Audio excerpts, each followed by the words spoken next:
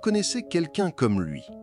Il déborde d'idées brillantes, de rêves grandioses, avec une lueur dans les yeux qui trahit une âme destinée à l'extraordinaire. Il parle de projets fascinants, vit dans un monde de possibilités infinies, mais rien ne se concrétise jamais. À chaque échec, il a une excuse prête. Ce n'était pas le bon moment, pas la bonne personne, ou le monde n'est pas encore prêt à comprendre son génie. Peut-être est-ce un ami d'enfance, un frère cadet, un partenaire ou même un parent. Quel que soit son âge, il semble figé dans le temps. Un adulte qui agit encore comme un adolescent, émotionnellement instable, fuyant les engagements, cherchant une liberté illusoire et esquivant toute responsabilité réelle. Et peut-être, au fond de vous, une petite voix espère encore qu'il changera. Carl Jung a nommé ce schéma psychologique le puer aeternos, l'éternel garçon. C'est l'archétype de l'homme qui refuse de grandir, vivant dans une transition perpétuelle, comme s'il se préparait toujours à vivre sans jamais vraiment commencer. Il séduit par son énergie juvénile, sa créativité débordante, son charme spontané. Mais derrière cette façade lumineuse se cache une ombre, une incapacité à affronter les exigences du monde réel.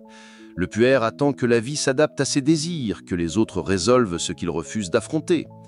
Il idéalise la femme parfaite, le travail idéal, la vie rêvée.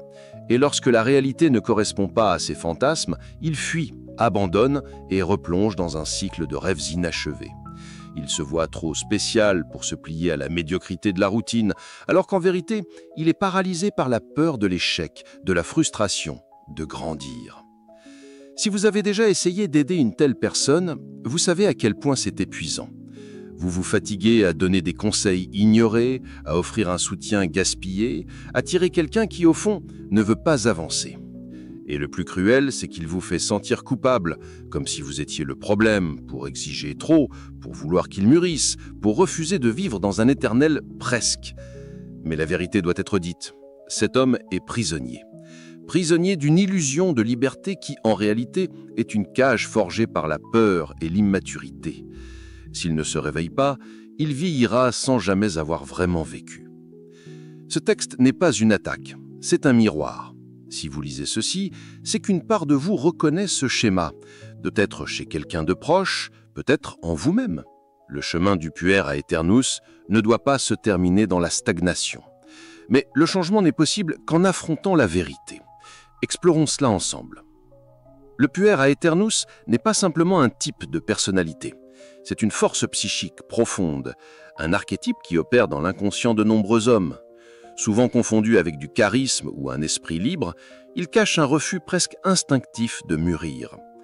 Carl Jung, en étudiant ce motif dans les mythes et chez ses patients, l'a décrit comme celui qui s'accroche au paradis de l'enfance, à l'utérus psychique de la mère, où tout est pris en charge, protégé, résolu. Le puer vit dans l'ombre d'une promesse d'un avenir glorieux qui n'arrive jamais. Il se voit comme l'élu, le spécial, mais dans la pratique, il ne prend jamais les rênes de sa propre vie. Vous l'avez vu de près, des hommes qui sautent d'un emploi à l'autre à la recherche d'un sens plus grand, qui lancent des projets avec enthousiasme, mais les abandonnent dès le premier obstacle, qui tombent amoureux passionnément, mais disparaissent dès que la relation exige de la maturité. Ils parlent de spiritualité, de liberté, de connaissance de soi, mais ne parviennent pas à payer une facture à temps ou à tenir un engagement plus de quelques mois. Ce n'est pas faute d'intelligence ou de talent.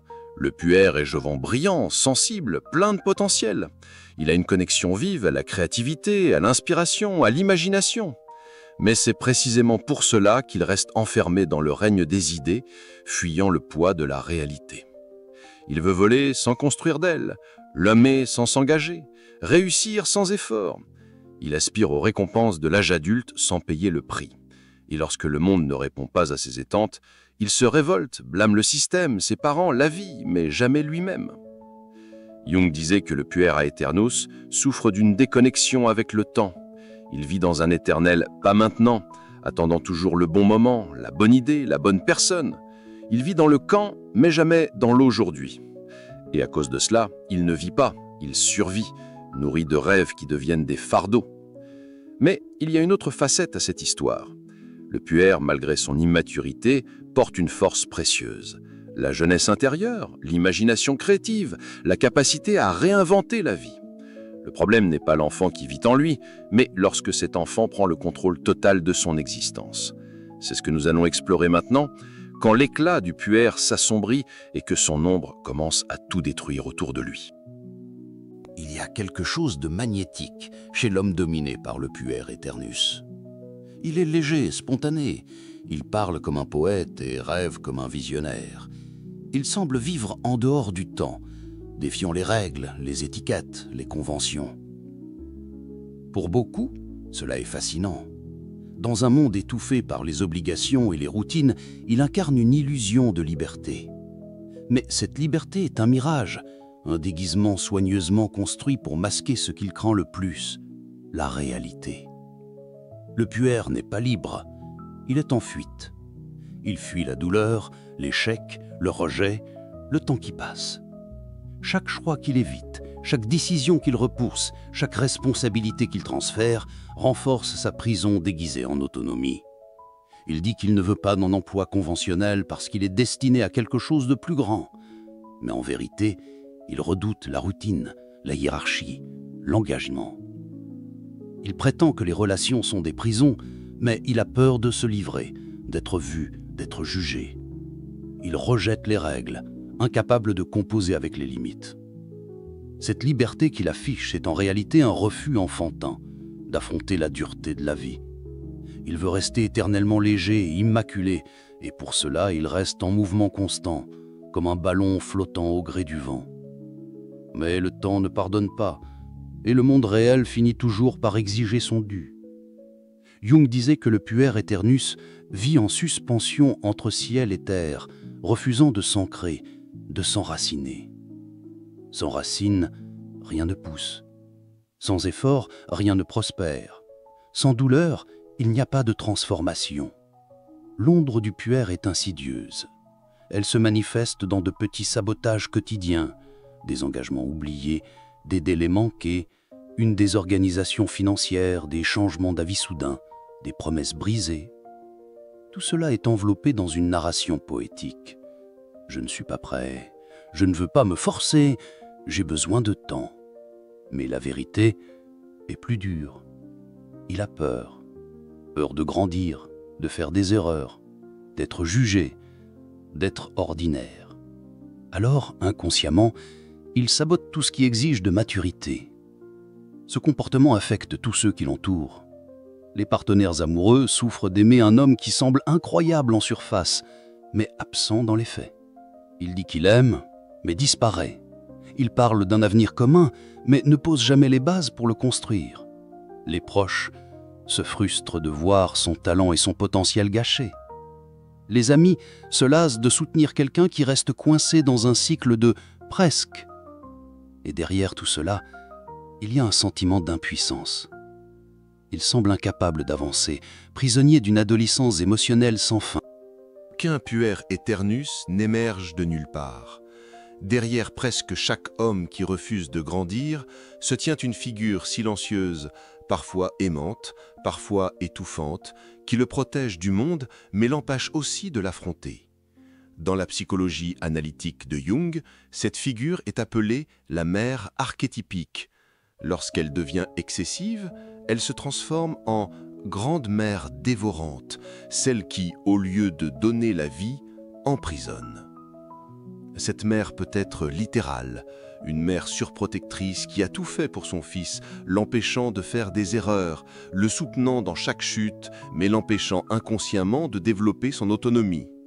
Ou elle peut être symbolique, une partenaire qui endosse le rôle de soignante, une grand-mère, une figure féminine qui protège, nourrit, mais demande en retour une loyauté éternelle.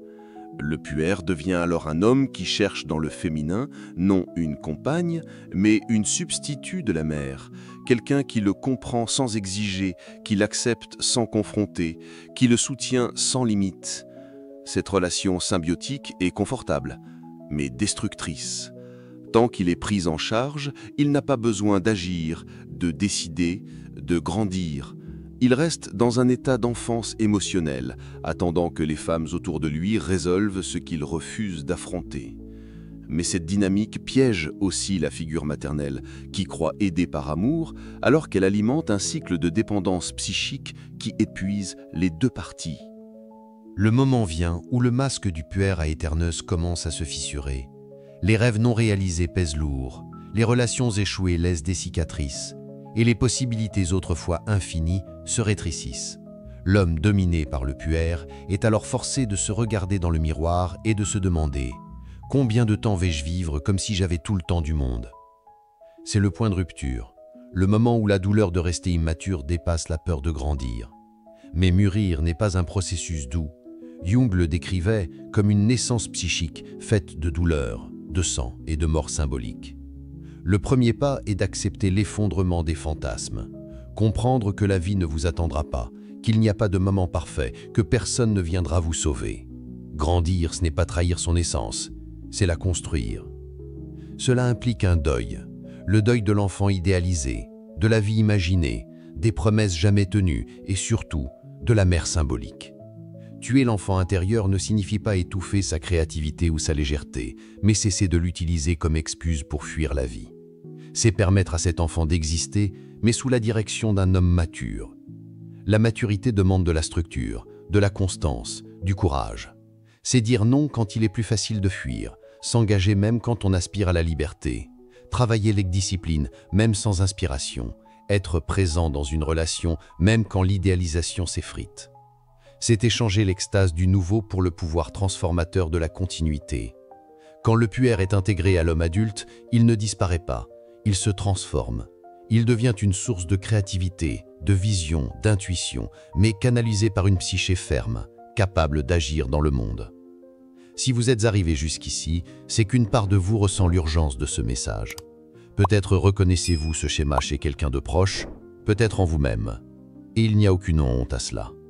Nous avons tous, à un moment, fui une responsabilité, rêvé de raccourcis, espéré que la vie nous épargne avant que nous soyons prêts. Mais la vérité est simple et implacable. La vie ne fait pas de cadeaux. Elle exige, elle teste, elle confronte. Tôt ou tard, vous devrez choisir, rester prisonnier d'un monde de promesses ou traverser le pont vers une vie accomplie. Jung disait que celui qui n'affronte pas ses démons les rencontrera à chaque tournant de sa vie. Le puère à Eterneus est un de ces démons, caché sous le masque de la liberté, de l'authenticité, du génie incompris. Il ne disparaîtra pas seul. Vous devez l'affronter, le reconnaître, l'intégrer et surtout choisir d'être plus grand que lui. La maturité naît quand vous cessez d'attendre qu'on vienne vous sauver et commencez à vous sauver vous-même. La vraie liberté n'est pas de faire ce que vous voulez, mais d'avoir la structure intérieure pour choisir ce qui est nécessaire. Alors, quelle partie de ce texte vous a le plus marqué? Partagez vos pensées, soyez honnête. Parfois, écrire est le premier pas pour donner forme à ce que vous ressentez. Et si ce message vous a touché, partagez-le à quelqu'un qui a besoin de l'entendre. Quelqu'un peut être prisonnier du même cycle sans même s'en rendre compte. Le chemin de la transformation est douloureux, mais il est libérateur, et c'est cela qui compte. Une véritable liberté ancrée dans la réalité.